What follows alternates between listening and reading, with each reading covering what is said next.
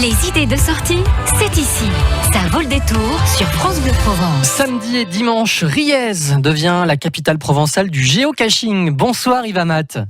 Bonsoir. Alias Yves Provence, géocacheur parmi les plus actifs de la région. Vous co-organisez cette journée d'initiation au géocaching. On dit bien géocaching, pas catching. C'est une sorte de chasse au trésor moderne ? C'est ça, une chasse au trésor qui se pratique avec un récepteur GPS ou un smartphone. On a un site internet qui nous donne toutes les caches, c'est-à-dire des boîtes qui sont cachées, avec ces coordonnées GPS qu'on va rentrer sur le smartphone ou sur le récepteur. On va essayer de trouver la boîte. La boîte peut être très très bien dissimulée ou plus ou moins en vue. Ça dépend un petit peu de la personne qui l'a cachée. Et il y en a tout plein dans notre région ? Alors, dans la région, en PACA, il y en a 15 000. Il y en a à peu près 20 nouvelles qui se créent chaque semaine. Mais dans le monde entier, il y en a un peu plus de 3 millions, puisque c'est un jeu qui se joue à l'échelle mondiale dans 180 pays. Mais du coup, c'est facile si on a les coordonnées GPS ou il y a de la difficulté pour les retrouver ? Il y a quand même des difficultés. On peut trouver des caches, ce qu'on appelle des nanos, qui sont des petites magnétiques qui peuvent être assez bien dissimulées. Ça peut être un faux morceau de bois qui a été vidé, dans lequel on a mis une boîte de pellicule photo et qu'on a refermée. Donc, ou une fausse pierre. On peut avoir une fausse pierre dans un pierrier et puis là, on peut passer un petit quart d'heure à chercher la bonne pierre qui peut être, par exemple, une pierre d'aquarium. Une fausse pierre en plastique d'aquarium, mais qui vit dans l'intérieur, dans lequel on met la boîte et qu'on remet au milieu de vraies pierres.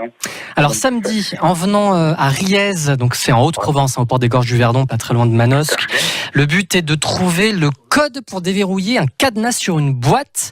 Et pour trouver le code, on va sillonner tout le village ? Voilà, donc ça c'est une façon un petit peu particulière que j'ai proposée, c'est-à-dire qu'il y a un circuit qui a été déterminé avec un certain nombre de lieux clés.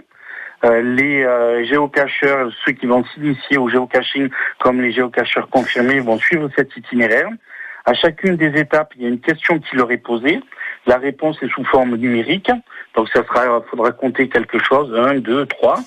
À l'issue de toute la visite de la ville, en passant par son patrimoine culturel, historique, mais aussi insolite, l'addition de tous les chiffres récupérés va permettre d'ouvrir le cadenas qui ouvre la boîte, qui elle est bien en vue.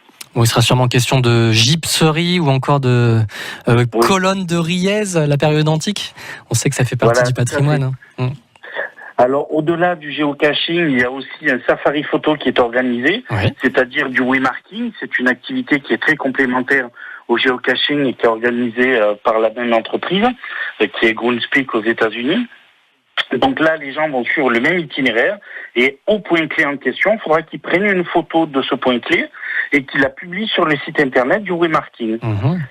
Et avec toutes les photos qui seront publiées, il y aura un jury qui va déterminer quelles seront les meilleures photos et les 3 premiers recevront un prix. Tout cela se déroule samedi, mais ça continue dimanche aussi ?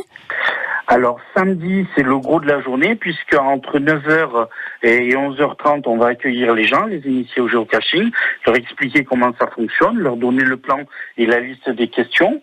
À midi, il y aura un grand pique-nique qui va être organisé aux colonnes. La mairie nous prête une tente au cas où, mais donc ça sera un grand pique-nique entre tous les participants.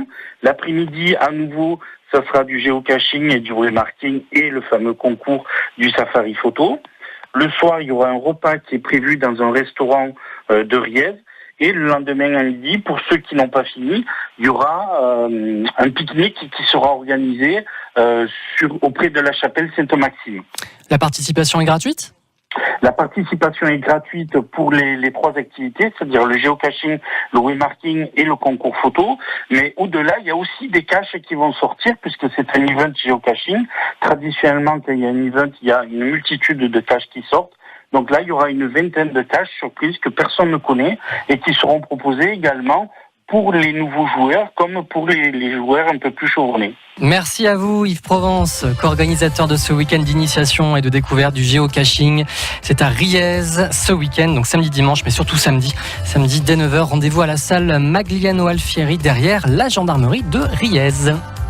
Musique, infotrafic, idées de sortie, ça vaut le détour sur France Bleu Provence.